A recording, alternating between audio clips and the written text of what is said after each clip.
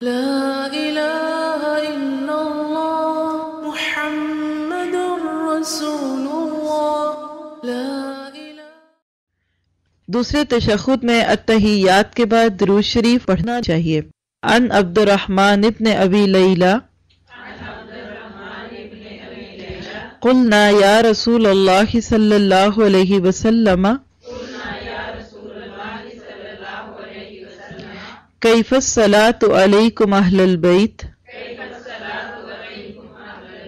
قال قولوا، اس کے آگے جو ہیں وہ درود کے الفاظ ہیں اللہم صلی علی محمد وعلی آل محمد کما صلیت علی ابراہیم وعلی آل ابراہیم انک حمید مجید اللہم بارک علی محمد وعلی آل محمد کما بارکت علی ابراہیم وعلی آل ابراہیم انک حمید مجید۔ حضرت عبد الرحمن بن ابی لیلہ سے روایت ہے کہ ہم نے پوچھا اے اللہ کے رسول ہم آپ پر اور اہل بیت پر کس طرح درود بھیجیں؟ آپ نے فرمایا کہو یا اللہ محمد اور آل محمد صلی اللہ علیہ وسلم پر اسی طرح رحمت بھیج دے جس طرح تو نے ابراہیم علیہ السلام اور آل ابراہیم علیہ السلام پر رحمت بھیجی، تعریف اور بزرگی تیرے ہی لیے ہے۔ یا اللہ محمد صلی اللہ علیہ وسلم پر اور آل محمد پر اسی طرح برکت نازل فرما جس طرح تو نے برکت بھیجی ابراہیم اور آل ابراہیم پر، تعریف اور بزرگی تیرے ہی لیے ہے۔ اسے بخاری نے روایت کیا۔ کتنے خوبصورت لفظ ہے۔ اور آپ دیکھیے کہ ہر بندے کی نماز میں نبی صلی اللہ علیہ وسلم کے ساتھ ساتھ ابراہیم علیہ السلام پر بھی درود پڑھا جاتا ہے۔ کیسے مل گیا ابراہیم علیہ السلام کو یہ مقام؟ قربانیوں کے ذریعے ملا نا۔ یعنی یہ ایک بہت بڑی دلیل ہے اس بات کی کہ اللہ تعالیٰ کبھی بھی کسی کی قربانیوں کو ضائع نہیں کرتا۔ 1,00,000 سے زائد پیغمبروں میں سے ایک پیغمبر کا نام قیامت تک امت مسلمہ کی نمازوں میں شامل ہو جائے، یہ کوئی چھوٹی بات نہیں ہے۔ تو اب یہ ہے وہ پیارا سا درود جس کو پڑھتے وقت واقعی نہ صرف یہ کہ اللہ کے نبی پہ درود بھیجا جاتا ہے بلکہ آل محمد پہ بھی۔ آپ دیکھیں کہ اس میں ساری امت بھی آ جاتی ہے۔ اللہم صلی علی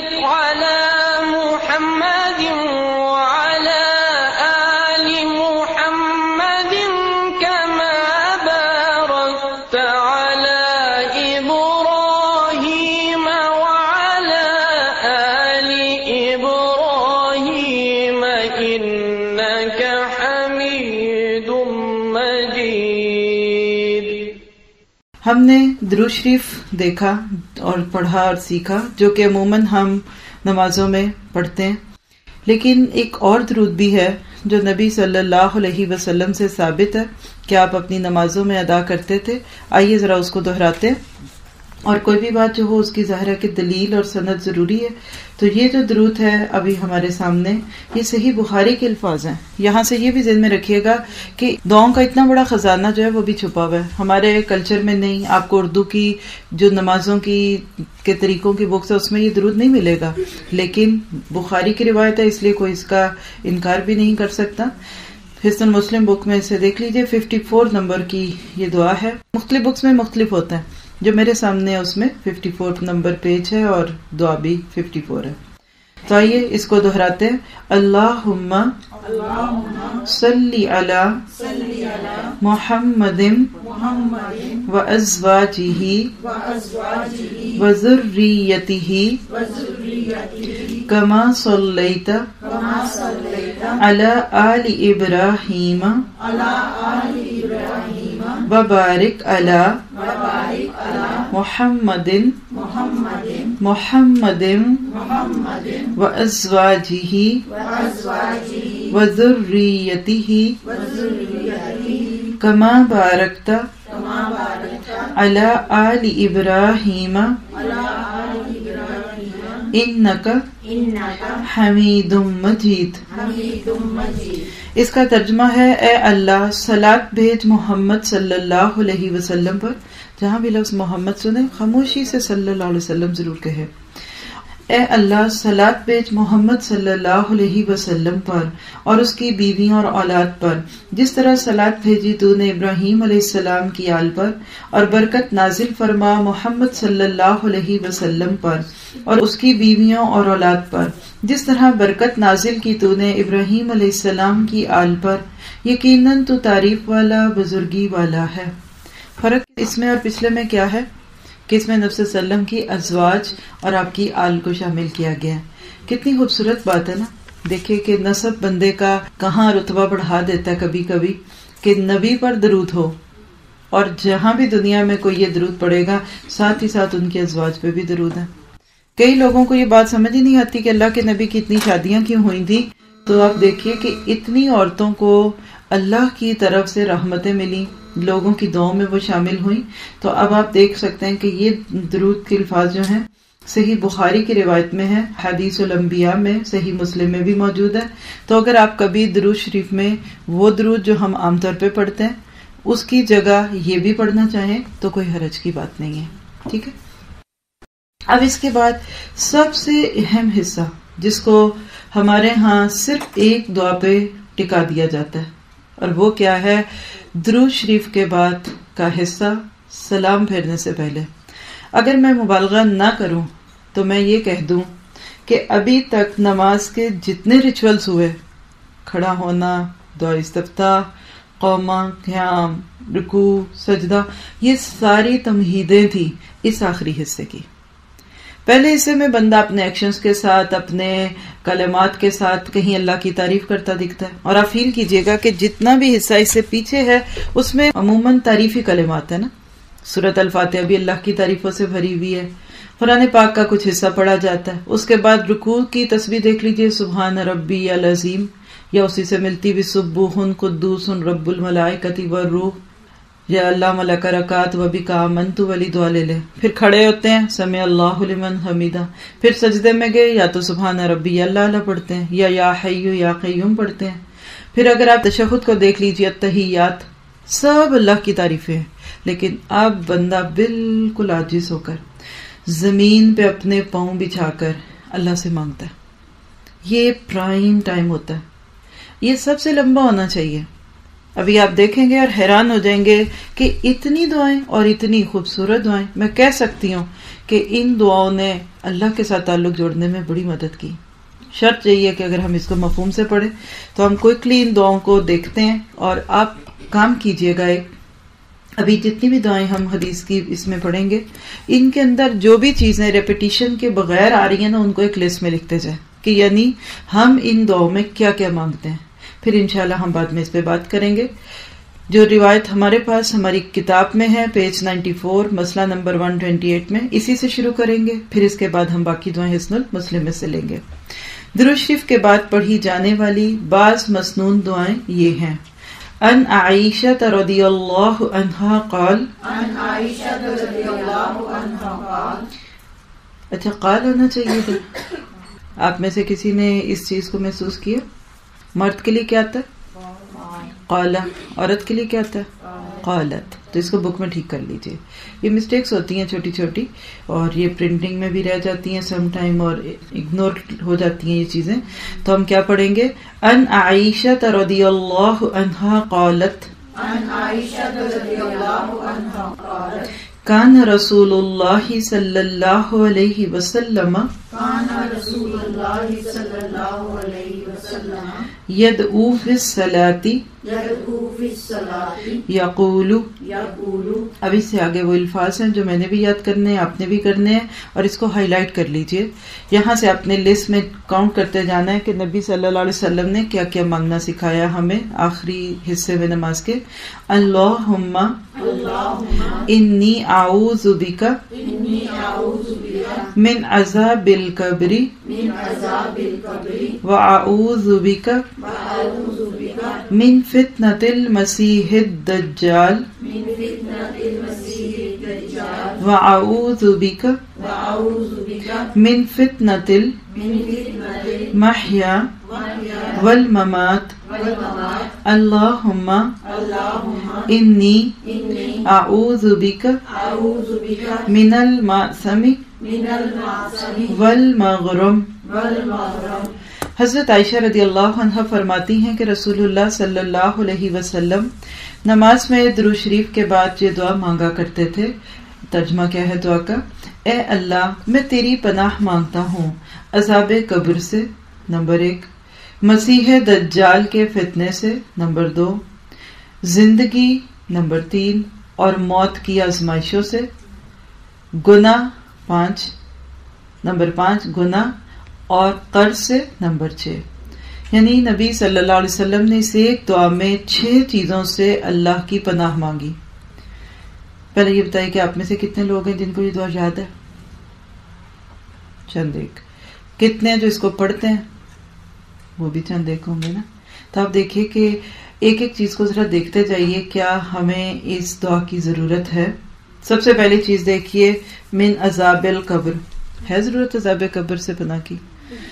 حضرت عثمان غنی رضی اللہ عنہ کی داڑھی آنسوں سے تر ہو جاتی تھی جب ان کے سامنے قبر کے عذاب کا ذکر ہوتا تھا. لوگوں نے کہا کہ آپ کے سامنے حشر کی بات ہوتی ہے، آپ نہیں روتے. آپ کے سامنے پلسرات کی باتیں ہوتی ہیں، آپ نہیں روتے. لیکن کیا وجہ ہے کہ آپ عذاب قبر کی بات سن کے روتے ہیں؟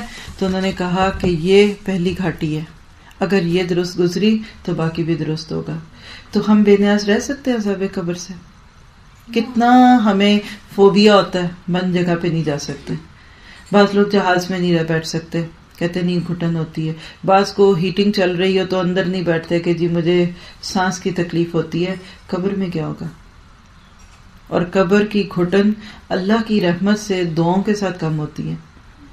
اللہ کے نبی نے فرمایا کہ اگر قبر کسی کو چھوڑتی، یعنی نہ بھیجتی، تو وہ سعد بن ماست ہے جو بڑی خوبصورت موت مرے تھے. کہانی پھر کہیں سنیے گا، بہت دفعہ سنائی بھی ہے سیرت میں اور تفسیر میں بھی. لیکن آپ نے فرمایا کہ ان کو بھی ایک بار قبر نے جھنجھوڑا تھا. اتنی پیاری موت مرنے والوں کو قبر جھنجھوڑے تو میں اور آپ جو گناہوں سے بھرے ہوں گے، ہمارا کیا ہوگا؟ تو شعور کے ساتھ یہ دعا یاد کیجیے. اب یہ ساری دعائیں آپ نے یاد کرنی ہے، کہ کر کے تجوید کے سیشن میں یاد کر لیجیے. اور یاد کرنے کا بہترین طریقہ جو ہے وہ ریویژن ہے. ریوائز کریں، بار بار پڑھیں، دیکھ کے پڑھیں. آپ عام طور پہ دعاؤں کی اس بک میں سے پڑھتے رہیے، نماز کے بعد پڑھ لیں تاکہ آہستہ آہستہ یاد ہو اور پھر پڑھیں. اور یہاں یہ بھی یاد رکھیے گا کہ فرض نماز نہیں، لیکن سنت اور نفل نماز میں آپ بک میں سے کھول کے بھی پڑھ سکتے ہیں. پاس بک کھول لیجئے، اپنے آپ کو اسی پوزیشن میں رکھے جس میں ہونا چاہیے، اور ایک ہاتھ میں بک پکڑ کے پڑھ لیجئے. لیکن اس کی ضرورت ہی نہیں پڑے گی جب آپ اس کو عام طور پہ زیادہ پڑھ کے یاد کر لیں گے. پھر اگلی چیز دیکھیے، اعوذ بک من فتنۃ المسیح الدجال. مسیح دجال کے فتنے سے. یہ کیا ہے؟ اس کو آپ قیامت کی علامتوں میں سن چکے ہیں کہ اللہ کے نبی صلی اللہ علیہ وسلم نے فرمایا کہ ہر نبی نے اپنی قوم کو دجال کے فتنے سے آگاہ کیا، اور اس امت میں تو اس کی زیادہ امید ہے کیونکہ ہم آخری امت ہیں کہ جو ایک بہت بڑا فتنہ ہوگا. ایمان بکے گا، دنیا میں قحط ہوگا، اور یہ لوگوں کو کھانا دینا چاہے گا شرط یہ کہ مجھے خدا مانو. اور کیا کچھ کہانیاں ہیں، یہ پڑھنا چاہیں آپ تو اس سیریز میں سے سن سکتے ہیں اور پڑھ بھی سکتے ہیں. تو اس سے پناہ مانگنی ہے. اسی کے لیے سورۃ الکہف کی آیتیں پہلی اور آخری. پھر تیسری چیز دیکھیے، اعوذ بک من فتنۃ المحیا. زندگی کا فتنہ. یہ کیا ہوتا ہے؟ کیا آپ کو آج کے دور میں زندگی کے کوئی فتنے دکھتے ہیں؟ چاروں طرف ہی تو فتنے ہیں. یہ جینے کے تو فتنے ہیں. ایک ماں ہے، اس کا 13 سال کا بچہ ڈوب کے مر گیا، اس کو صبر نہیں آ رہا. سبھی جانتے ہیں کہانی، اس شہر میں کافی معروف ہوئی بات. میں پرسوں پھر گئی ان کے پاس، تو کہتی میرا دل کھنچتا ہے، میرے دل میں ایسے ہوتا ہے. اس وقت بھی جب میں گئی تو وہ گھر پہ نہیں تھی، قبرستان گئی ہوئی تھی اور آ رہی تھی وہاں سے واپس. میں نے کہا کہ آپ دیکھو، شاید وہ بچہ زندہ رہتا، یہ سوسائٹی اس کو نکل جاتی، کسی بھی تو خرابی میں جا سکتا تھا نا، چرس پینے لگ جاتا، شراب پینے لگ جاتا. یعنی خلاصہ یہ تھا بات کا. ان کو تو میں نے اس طرح نہیں لفظوں میں بولا، میں نے انہیں کہا کہ دیکھیں وہ محفوظ ہے، وہ کتنا سیکیور ہے، نہ اس کو کوئی اغوا کر سکتا، نہ کڈنیپ کر سکتا ہے، نہ کچھ. شکر ہے ایمان میں گیا، 13 سال کی عمر تھی، گمان ہے کہ اللہ تعالیٰ اس کا معاملہ آسانی کا کرے گا. ابھی زندگی کا آغاز تھا، قرآن پڑھتا تھا، نماز پڑھتا تھا، تو اچھا ہو گیا، چلا گیا. سورہ کہف کی کہانی میں نے ان کو ایک موقع پہ سنائی کہ دیکھو آنکھوں سے سامنے دیکھتے ایک بچے کو خضر علیہ السلام نے مار دیا. کہا نہیں تمہیں نہیں پتا، کل یہ بچہ بڑا ہو کے اپنے ماں باپ کی بدنامی کا ذریعہ ہوگا. تو جو چلے جاتے ہیں وہ محفوظ ہوتے ہیں. اسی طرح مجھے اچھی طرح یاد ہے جب میرے والد کی ڈیتھ ہوئی، الحمدللہ بڑی بھرپور انہوں نے زندگی بسر کی، مصروف، ہر وقت کام میں رہنے والے، آخری دن بھی اپنے کام پہ ہی تھے، وہاں سے آئے اور پھر یہ کیفیت ہوئی. تو مجھے اچھی طرح یاد ہے کہ جب ابو کا یہ معاملہ ہوا نا تو مجھے اس کے بعد ایک چھوٹا سا سکون کا احساس تھا کہ وہ اتنی محنت کرتے تھے ہر وقت. اور آپ کو پتا ہے کہ پاکستان میں بزنس مینس کی جو زندگی ہے، رات کو سوتے میں فون آ جاتا تھا، جی وہ مشین کام نہیں کر رہی، وہ ورکر نہیں ہے، دن رات ایک ہوتا ہے نا بزنس میں، اور جہاں اسپیشلی انڈسٹری ہو. تو میں سوچتی تھی اب ابو کو کوئی تنگ نہیں کرے گا، ابو اب سکون سے ہے نا، ایسی فیلنگ آتی تھی. تو زندگی خیر کی گزری، شکر کیجیے ایک مرحلہ طے ہوا، اللہ تیرے پاس سرخرو ہو کے آگے. تو اس زندگی میں جینا بہت مشکل ہے. کتابوں میں اور افسانوں میں اور فلموں میں جب آپ زندگی کو دیکھتے ہیں وہ بڑی میلوڈیس ہوتی ہے، لیکن پریکٹیکلی زندگی کے نشیب و فراز میں سے گزرنا یہ اللہ سے مدد مانگے بغیر نہیں ہو سکتا. تو جب آپ یہ دعا مانگے تو اس وقت اپنی زندگی کی ساری پیچیدگیاں سامنے رکھیں کہ اللہ یہ بھی تو ہے، یہ بھی تو ہے، یہ بھی تو ہے، تو یہ میرا مدد کر دے، یہ کر دے، وہ کر دے. انشاءاللہ اللہ سبحانہ تعالیٰ آپ کی آسانی کرے گا. پھر والممات، موت کی سختیاں، موت کے فتنے کون سے ہیں؟ ایک تو ابھی فتنہ دجال کا سنا. روایات میں آتا ہے کہ جب انسان کی موت کا وقت ہوتا ہے اس کو پیاس بہت لگتی ہے کہ سمندروں کا پانی اس کے آگے رکھیں تو پی جائے، اور اس وقت شیطان پانی کا ایک پیالہ لے کر آتا ہے اور اس کو کہتا ہے یہ پی لے، شرط یہ کہ مجھے سجدہ کر لے، میں تجھے دوں گا. اس وقت اگر یہ بچ جائے. پھر اسی طرح یہاں مجھے امام مالک کا وہ قول بھی یاد آ رہا ہے کہ جب موت کی بے ہوشیوں میں تھے تو ایک دم بے ہوشی میں کہہ رہے ہیں ابھی نہیں، ابھی نہیں، ابھی نہیں.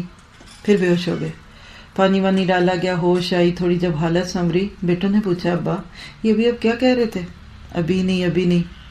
تو کہنے لگے کہ میرے پاس شیطان آیا تھا اور کہنے لگا اے مالک تو بچ گیا میرے سے، میں نے بڑی کوشش کی ساری زندگی تجھے بہکانے کی، تو میرے ہاتھ نہیں آیا. تو کہتے ہیں میں نے اسے کہا ابھی نہیں، ابھی نہیں، کہ ابھی چند سانس باقی ہیں، میں ابھی بھی تجھ سے نہیں بچا جب تک کہ برے سانس نہ دے دوں. ہم کیسے کہہ سکتے ہیں کہ ہمیں کچھ نہیں کرتی سوسائٹی، اور ہم جو پہنے ہمیں کچھ فرق نہیں پڑتا، ہم جو دیکھیں ہمیں کچھ نہیں فرق پڑتا، ہم جو سنیں ہمیں کچھ فرق نہیں پڑتا. بہت فرق پڑتا ہے. نیکی کی خو ختم ہو جاتی ہے جب انسان گناہ کرتا ہے. آپ غلط چیزیں سنیں گے نا تو اچھی چیزیں سننی مشکل ہو جائیں گی، غلط دیکھیں گے نا تو اچھا دیکھنا مشکل ہوگا، غلط چیزوں کے لیے 3 گھنٹے بیٹھیں گے نا تو اچھی چیز کے لیے 3 گھنٹے بیٹھنا مشکل ہوگا. یہ کرائٹیرین ہے. تو اپنے آپ کو سیکیور کرے انسان اچھے کام کر کے. پھر اسی طرح آپ دیکھیے کہ آگے جو چیز ہے اللہم انی اعوذ بک من الماثم والمغرم. ماثم کیا ہے؟ گناہ سے. روٹ کیا ہوگا اس کا؟ حمزہ سا میم، اسم. اسم بلودوان کا لفظ قرآن پاک میں آتا ہے کہ اللہ مجھے گناہ سے بچا. ڈر لگتا ہے گناہ سے؟ سچ بتائیے. اگر آپ گناہ کی اصل سننا چاہیں نا تو ہمارا ایک لیکچر ہے، بہت دفعہ ہوا، الحمدللہ آن لائن پہ بھی کہیں ہوگا، جس کا ٹاپک ہے کہ گناہوں کے اثرات. اور 2-3 طرح سے ہم نے اس کو کیا ہوا الحمدللہ کہ کیسے ہمارے گناہ جو یہ ہمیں قیامت کے دن چپکے ہوئے ہوں گے اور ہم اس سے جان چھڑا رہے ہوں گے. تو گناہ تو آپ کہہ لیجیے ناسور ہے، گناہ تو ہماری جلد کے چھالے ہیں اور جلنا ہے. تو گناہوں سے پناہ مانگیے. نفس بہت موٹا ہوتا ہے، وہ گناہوں کو بڑا خوبصورت کر کے دکھاتا ہے. وما ابرئ نفسی ان النفس لامارۃ بالسوء. 13ویں پارے کی پہلی آیت ہے کہ نفس تو ہمیشہ بری بات کا حکم دیتا ہے، لیکن جب ہم اللہ سے دعا مانگیں گے تو ہمارا نفس جو ہے وہ پھر دب جائے گا. پھر اگلی چیز جو آخری اس دعا کی ہے مغرم. کیا روٹ ہے؟ غین را میم. غراما کا لفظ آتا ہے سورۃ فرقان میں عباد الرحمن کے آخر میں. غریمہ تاوان کو کہتے ہیں. مغرم کا لفظ سورۃ کہف میں بھی آیا ہے. تو قرض سے پناہ مانگتے ہیں. ہے کوئی قرض کے اندر دباؤ؟ پہلے تو کسی کے قرض کا سوچ کے تو بڑی مسکین سی شکل آتی تھی ذہن میں اس کی، ہائے بیچارہ مسکین، اس کو قرض لینا پڑا. آج کے ماحول اور حالات اور سیٹ اپ کو دیکھتی ہے نا تو میرے ذہن میں قرض کے بعد پتہ کیا تصویر آتی ہے کہ کوئی قرضوں میں اکڑی بھی کرتا ہے، شان دکھاتا ہوا گاڑی سے نکلتا ہے، ٹھک کر کے اپنی کوٹھی کا ڈور کھولا، پتہ چلا ہے قرض کا گھر لیکن اپنا بنایا. یعنی آج کے دور میں قرض میں جکڑنا کوئی بری بات نہیں لگی. اللہ کے نبی کا عمل ہے کہ آپ اس کی نماز نظر نہیں پڑھاتے تھے جس کے اوپر قرض ہوتا تھا. آپ نے فرمایا کہ میت آسمان و زمین کے بیچ میں معلق رہتی ہے، یعنی اسٹینڈنگ پوزیشن میں ہوتی ہے حتیٰ کہ اس کا قرض ادا کر دیا جائے. ابھی آج کل ایک لیکچر کافی لوگوں کو سے فائدہ ہوا، آپ نے بھی سنا ہوگا، ایک کہانی اور آخرت کا سفر، دو طرح سے ہے، ویب پہ بھی ڈلا ہوا ہے، کافی لوگ سنتے ہیں. تو اللہ ہی جس چیز میں تاثیر ڈال دے. جسے میں نے وہ لیکچر کیا تھا مجھے خود نہیں پتا تھا کہ اللہ میری زبان سے کیا کہلوا رہا ہے اور اس سے اتنوں کو فائدہ ہوگا. تو جمعے کو میں گئی، کسی جگہ ہماری کلاس ہوتی ہے، سسٹرز آتی ہیں، بعد میں کچھ ڈسکشن ہوا تو بتانے لگیں کہ ہم نے وہ لیکچر سنا، ہم نے اپنی ساری تقریباً کلاسز میں سنا ہے. کہتی اس کے بعد ہم نے اپنے گھر والے سارے مرد جو بھی ہم لوگ تھے بیٹھے تھے تو ہم نے ان کو بھی سنایا نا، وہ کہانی سنائی پوری. تو وہ ساس بھی آتی، ساری ایک گھر سے بہویں ماں ساس گھر آتی ہیں. تو وہ ساس بتا رہی تھی کہ میرا بیٹا یوں رو رہا تھا کہ اس کی داڑھی آنسوں سے تر ہو رہی تھی نا، کہ اس کا چہرہ دیکھ کے ہم ڈر گئے کہ اس کو کیا ہوا ہے، اتنا رویا اتنا رویا. کیونکہ اس میں تھوڑا سا قرض کا بھی ذکر ہے نا، آپ نے سنا ہوگا اگر. تو پھر کہتے ہیں کہ جب وہ ختم ہوئی تو اس نے کہا کہ نہیں میں قرض میں نہیں رہ سکتا. کہتی کچھ قرضہ لیا ہوا تھا ان لوگوں نے کسی چیز کے لیے. کہنے لگا اپنی بیوی سے کہ مجھے اپنا زیور دو، میں تمہیں اور بنوا دوں گا لیکن میں اس سود سے اور قرض سے نکلنا چاہتا ہوں. بیوی ماشاءاللہ پہلے ہی اب قرآن سے جڑنے سے اور شعوری سفر شروع ہوا تو دل میں کہتی میں نے اپنا زیور دیا 60-70 تولے کیا سونا. کہتی جا کے جو بھاؤ ملا دے کے اس نے اپنا قرض دور کیا. یہ کیسے ہو سکتا کہ ہمیں پتہ چل جائے ہمارے پلنگ کے نیچے سانپ ہے اور ہم سوتے رہے، ہمارا گدا سانپوں کا بنا ہوا ہے اور ہمیں اس پہ آرام آئے؟ How is it possible? Impossible ہے. تو شعور کے ساتھ جب یہ دعائیں مانگیں گے تو انشاءاللہ تبدیلی آئے گی. شعور کے ساتھ دعا مانگتے ہیں ایک بار پھر، صرف دعا کے الفاظ دہرائیں گے. اللہم انی اعوذ بک من عذاب القبر واعوذ بک من فتنۃ المسیح الدجال واعوذ بک من فتنۃ المحیا والممات. اللہم انی اعوذ بک من المعصم والمغرم. اگلی دعا دیکھیں گے درود شریف کے بعد پڑھی جانے والی دعاؤں میں سے. پیج نمبر 95 ہے. حدیث میرے ساتھ آپ دہرائیے، یہ اس بک کے چیپٹر کی آخری دعا بھی ہے. ان ابی بکر الصدیق رضی اللہ عنہ انہ قال لرسول اللہ صلی اللہ علیہ وسلم علمنی دعاء ادعو به فی صلاتی قال قل. اب یہاں سے آگے دعا کے الفاظ ہے اللہم انی ظلمت نفسی ظلما کثیرا ولا یغفر الذنوب الا انت فاغفر لی مغفرۃ من عندک وارحمنی انک انت الغفور الرحیم. متفق علیہ. کیا مطلب ہوتا ہے اس کا؟ سب کا نہیں. بخاری اور مسلم. یہ حدیث کی وہ قسمیں ہوتی ہیں جس کو امام بخاری نے بھی اپنی کتاب میں لکھا اور امام مسلم نے بھی. ٹھیک ہے کہ دونوں اس پہ، بعض اس کو کہتے ہیں کہ متفق علیہ الشیخان، دو شیخ اس پر متفق تھے، یعنی امام بخاری اور مسلم. ترجمہ دیکھتے ہیں. حضرت ابو بکر صدیق رضی اللہ عنہ نے رسول اللہ صلی اللہ علیہ وسلم سے عرض کیا، مجھے کوئی دعا سکھلائیے جو میں نماز میں پڑھوں. آپ نے فرمایا کہو. اب یہاں سے آگے دعا کا ترجمہ، اور آپ اس ترجمے کو ذہن میں رکھتے ہوئے اس دعا سے محبت کریں کہ کتنے خوبصورت طریقے سے اس دعا میں انسان اپنے گناہوں کا اللہ کے سامنے اظہار کرتا ہے. اے اللہ، میں نے اپنی جان پر بہت ظلم کیے. سوچئے ہر گناہ ظلم ہے نا، کیونکہ وہ حق نہیں تھا نفس کا. اور تیرے سوا کون ہے جو گناہ بخشے، یعنی کوئی ہے ہی نہیں. تم مجھے اپنے ہاں سے خاص بخشش سے نواز اور مجھ پر رحم فرما. یقیناً تو ہی بخشنے والا مہربان ہے. بخاری اور مسلم کی یہ روایت ہے. ایک ایک لفظ کو ذرا دیکھتے ہیں کہ اللہم. گناہ اللہ اور بندے کے بیچ کا ایک راز ہے، اس کو دوسروں کے سامنے نہیں کھولنا چاہیے. آج کرسچینٹی میں کفارے کے نام پہ، پارڈن کے نام پہ، جیزس ہمارے گناہوں کی معافی میں صلیب پہ چڑھ گئے.